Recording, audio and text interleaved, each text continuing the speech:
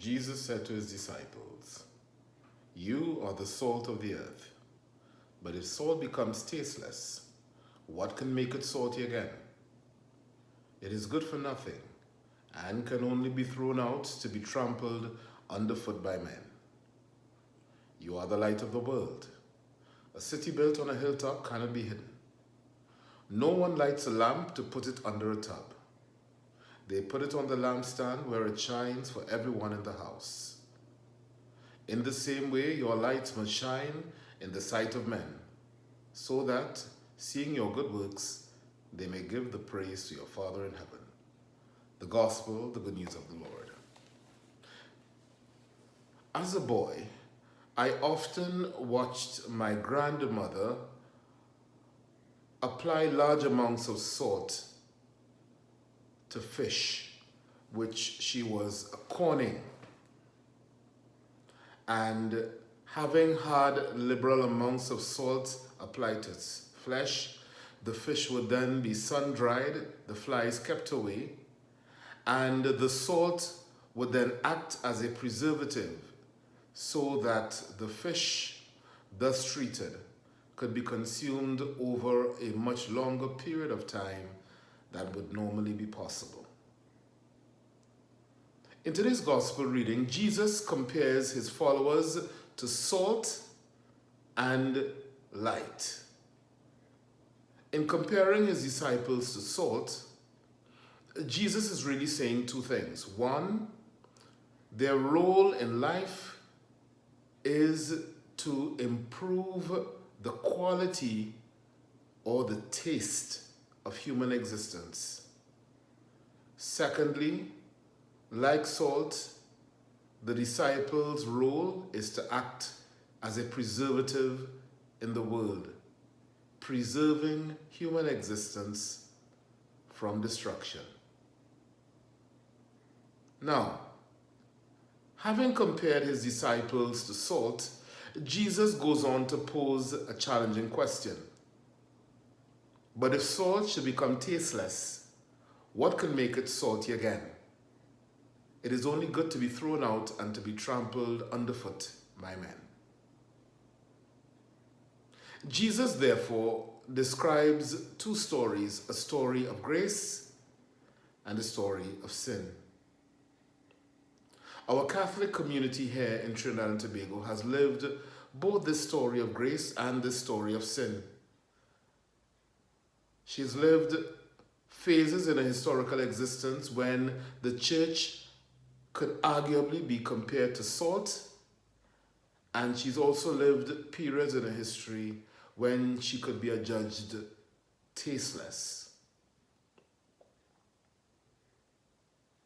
The church acts like salt when she establishes her schools and orphanages and specialized facilities for the care of children, such as the Cyril Ross Nursery for children who are HIV positive.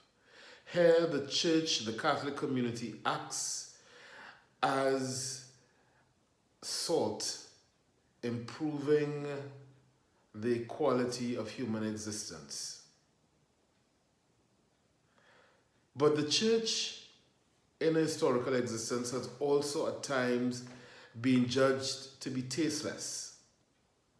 And we can think, for example, of many rural parishes where the priest has been absent for many years and the numbers continue to go into decline.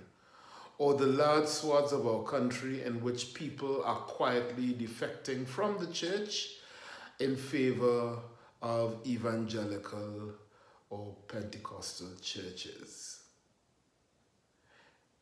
Indeed, to many people in our society, indeed to too many, our community, especially our Catholic community, can be judged as lacking taste. Tasteless. It has lost its taste. Last week, I found myself, along with others in the Catholic community, reaching out to an activist who accused the Catholic Church of caring very little for the victims of domestic violence. And while I did not agree with the manner in which the activist made her point, the encounter did provide me with a useful opportunity to ask myself honestly why we in the official church did not say more on this issue, which is becoming a pressing national concern. Have we lost our taste? Is our mission in improving the quality of human life here in Trinidad and Tobago, is that mission becoming too burdensome for us? Are we intimidated by it, or have we given up? I don't believe we have. The fact is, in life, many of us find it rather burdensome to be moving from crisis to crisis. And indeed, the scourge of domestic violence, especially with the lethality that is taking place nowadays with husbands often killing their wives, has become yet another national crisis. But yet, crises abound in our Twin Island state. And perhaps it may be that many of us in the Catholic Christian community prefer the calm water of daily prayer and regular ministry than the uncertainty of moving from crisis to crisis. And crisis mode demands denouncing, proclaiming, shaming, exposing, advocating. It may well be that for many of us, such an experience is simply too turbulent for us. And we really no longer see this kind of advocacy as part and parcel of our following of the Lord.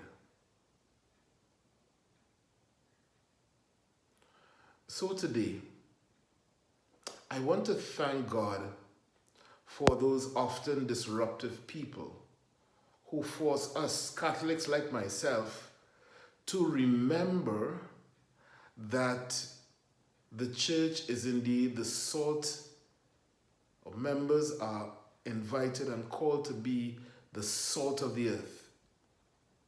That in the gospel message there is something that many people today need to hear. Indeed, after the intervention of this activist, the Archbishop put out a statement reminding all people that no one is called to accept violence, especially domestic violence, as a normal course of events.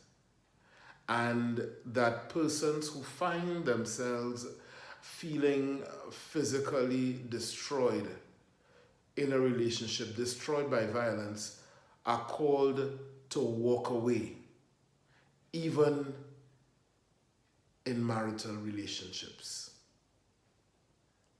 And so today we can thank God for that activist who pushed the church to act like salt, not to be tasteless, who pushed the church not to hide her light under a tub of prayers and piety.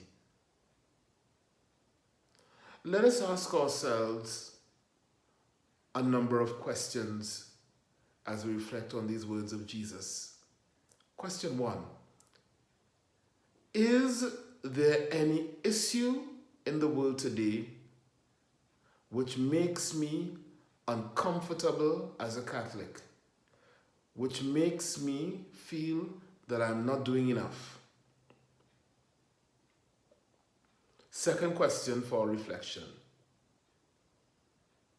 What is it that prevents me from getting more involved in the social issues of the world today? Is it fear? Is it lack of knowledge? Or is it simply laziness? God bless you all.